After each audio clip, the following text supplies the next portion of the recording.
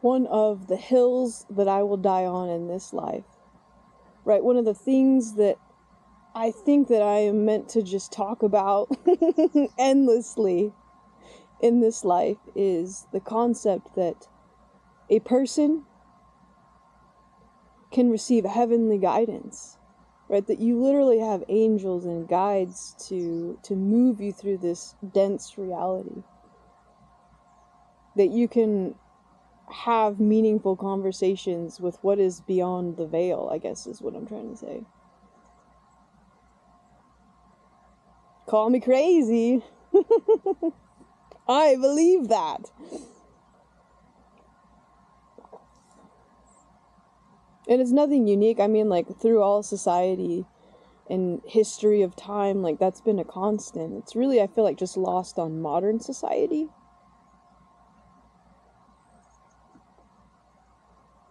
I don't know.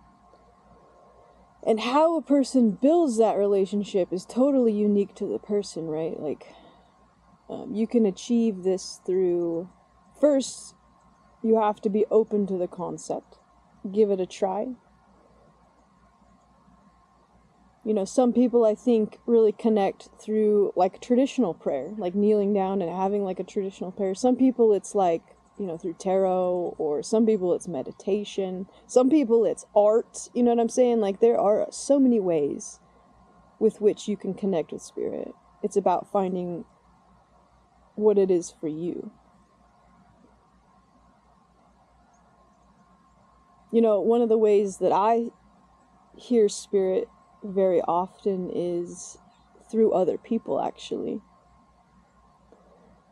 You know, I'll have these moments where I'm talking to someone and it's just like the moment just like zooms in and it's just like this incredible presence, and I just have like this intuitive knowing of like what the person is saying or about to say is like of super significance, and I shut the fuck up and I listen. Sometimes when I look in their eyes during these moments, I can kind of see like, it's like, I don't know how to describe it. It's like I almost glimpse like a pure essence of their self. Like I'm seeing, I don't know how to describe it other than that. It's almost like the purest essence of self. I can like see it in their eyes. I don't know how to describe it other than that. A little twinkle and glimmer. You know, I guess I could give you an example. One of the things that I've been praying about recently, or I guess it's been a couple months now, is that my research, super scientific, I know, sue me, but I've been praying about like trying to know the best route or avenue to take, right? Because the goal is to build a seed orchard, to make more seed for the changing climate, rapid deforestation, what we're going through right now. And the idea is if you're going to make more seed, make it stronger, like what we've done to basically all of the agricultural crops that exist. And the question is, how do you make it stronger? What is the best way to make it stronger? Right? And a lot of people are really interested in like making trees more resistant to their environmental conditions, like drought stress, or you get what I'm saying? But the thing with that is that the genes, there's a gene by environment interaction. Like the tree comes with its genes and then its expression shifts based off of how it interacts with the environment. And they're having a really hard time trying to figure out like how to actually target specific pieces of the genome because it changes depending on the environment, right? And it's hard to suss out how things are changing, particularly with conifers because their genomes are so large. Anyways, so I'm curious, like, what do I do, right? And so I've been praying about it. And for weeks and weeks and weeks I prayed about it, but I had this experience where I'm like sitting with my coworker out on her deck and we're drinking beers, as we do, and she, you know, proceeds to show me, she has all of these trees that she's planted throughout the years, since the 90s. And we're sitting there and we're looking and we recognize that one of her trees is like flagging out in a weird way, which means that the branch is dying and it's turning orange. right? And it's being hit by bugs, but it was like being hit in a weird way that we've never seen before. So we go out there and we're investigating, we're peeling bark off, and we recognize that it's just getting hammered by bugs. And I told her, I was like, Sherry, yeah, bugs are supposed to be like way worse with the rise of climate change. And she turns and she looks at me and she says, it's gonna be bad. And it was like, when she said that, I saw that little glimmer in her eyes, and it was like, I knew in that moment that that was my answer, that like, that it's the bugs. And it's so silly, because I probably could have come to that conclusion myself. Like, some of the most successful tree improvement programs in the world were based off of insects and disease, and building resistance to that.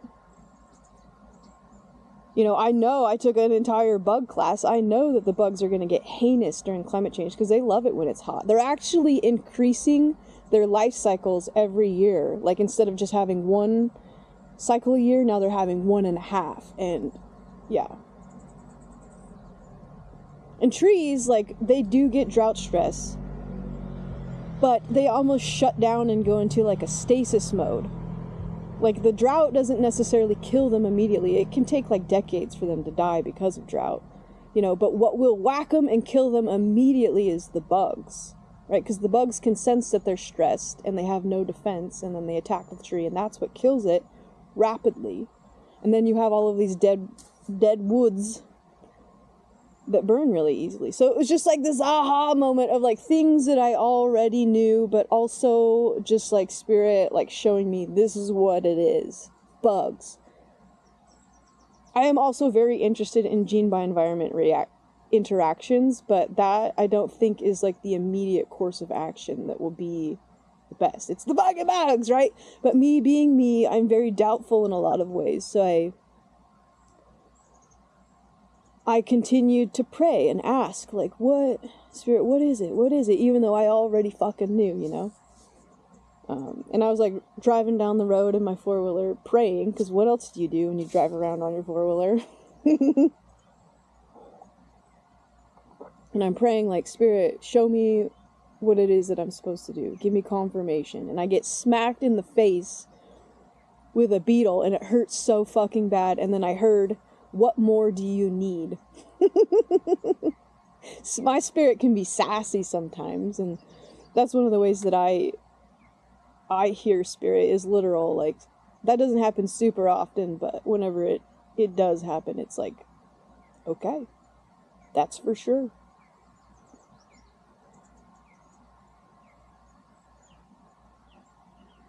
So anyways, spirit exists, you can communicate with it. It's about building that personal relationship. Some people it's dreams. Some people it's numbers. That's one thing that I find really interesting is a lot of people have the numbers. Some people it's just sitting in nature. I don't know.